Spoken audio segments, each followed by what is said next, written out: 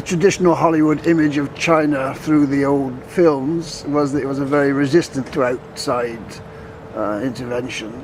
Is there, I mean, there must be some truth in that. Is there not resentment from outside religions like Christianity going in there and outside business going in there? Is there not because it's obviously a very historic place. I wouldn't say it's resentment, it's caution now. When the People's Republic of China was established in 1949, China had been through effectively 150 years of foreign interference, which had sapped them entirely of their wealth, that had caused the government to completely collapse. After 2,000 years of imperial government, the government completely collapsed. By the end of the Second World War, a quarter of China's territory was occupied by the Japanese. And nations like Britain in particular are primarily responsible for starting that whole process of bankrupting China, of trashing its imperial history, and of bringing about complete political disarray. So when Mao in 1949 finally managed to pull the country back together again and establish one system of government, he was facing incredible challenges at an economic level, but also at a political level. And his initial response was throw everybody that doesn't belong in China out and close the doors. After 30 years, when Mao died, the country was together and it was strong together, but they realized that economically this was a disaster. And so in 1980, a completely new tack was taken, certainly economically, and a very brave move was taken to completely reverse Mao's policy of closing the doors to actually opening the doors and seeking to internationalize and seeking to encourage foreign investment, seeking international engagement on all kinds of levels. And we're still in that process. They've made incredible movement in the last 30 years.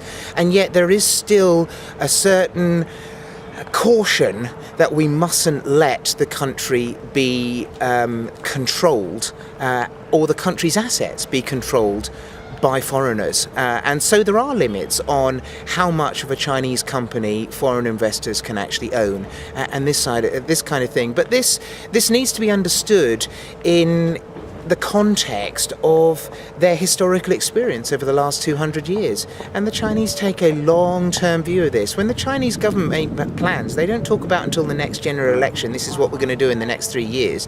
They say, we have a 100-year plan, and this is what we're going to do in the first 5 years of that 100-year plan, and the next 20 years, and so on.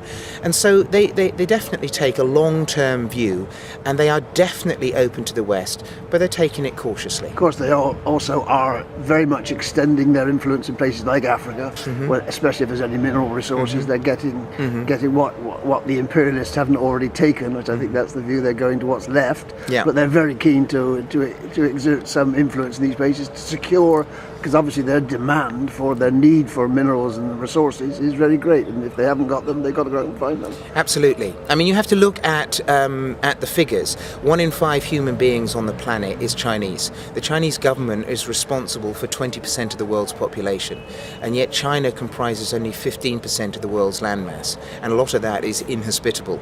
The maths just doesn't add up.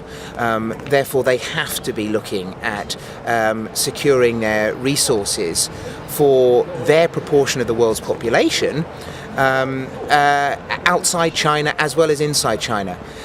Their view would be it was ever thus. Britain industrialised by internationalising, America industrialised by internationalising. It has always been that way. China is in a process of industrialisation the same as everybody else. They know it's a dirty business. They have massive government incentives for doing it more greenly. They are welcoming anybody's assistance from whatever country in industrialising more greenly. But at the same time, they're saying we have to industrialize the same as everybody else. And yes, that involves going to other countries, but unlike other countries and forcibly taking control and imposing our own system of government, what we will do is we will make an exchange. If an African country wants some infrastructure built, we're very good at that. We'll send labour, we'll build the roads, we'll build the hospitals, we'll build the whole things. We won't take control of it, we'll just get it done. And no, we're not going to use African labour, because the Africans themselves will tell you that it is not a patch on Chinese labour. So what do you want? You want a hospital? Okay, here's a hospital. You don't need to pay us in cash, just give us access to that mine, because that's what we actually want. They see it as a much more transparent, fair trade exchange than the way that we built up our wealth.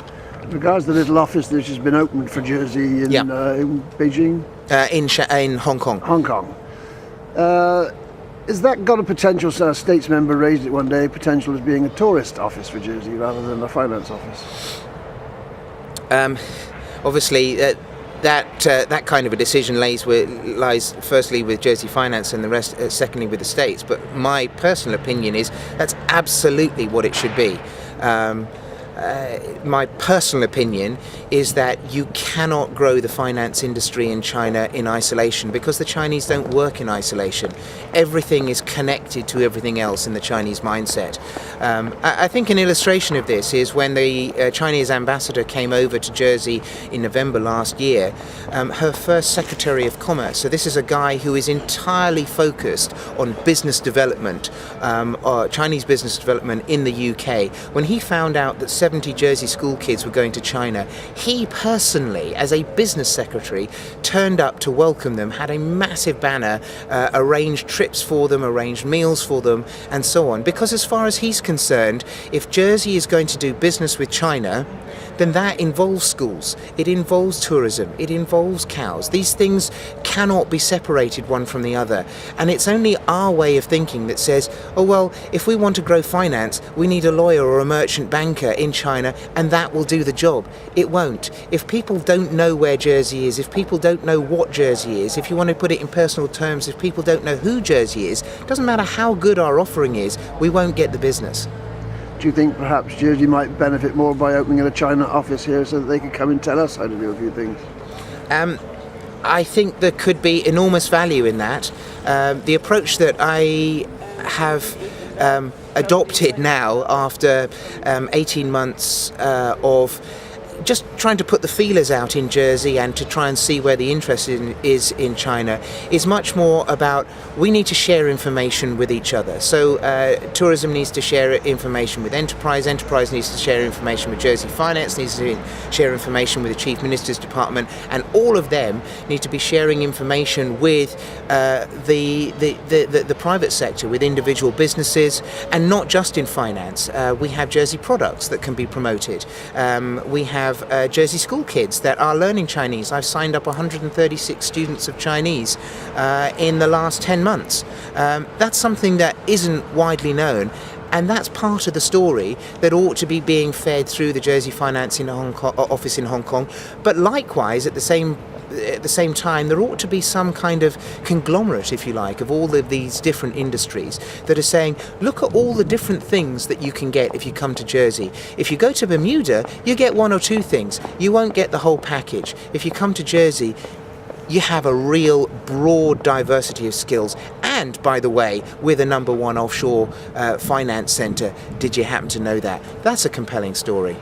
And the Christian ethic, you can see that fitting in quite happily with those sort of activities. Absolutely. I mean, I think the challenge really is that Jersey seems to be trying to shed its Christian heritage at the very time where the Christian heritage is identified in China as the key to our political stability, to the standard of living that we enjoy, to the human rights balance that we enjoy, to healthcare and education that is freely available to all.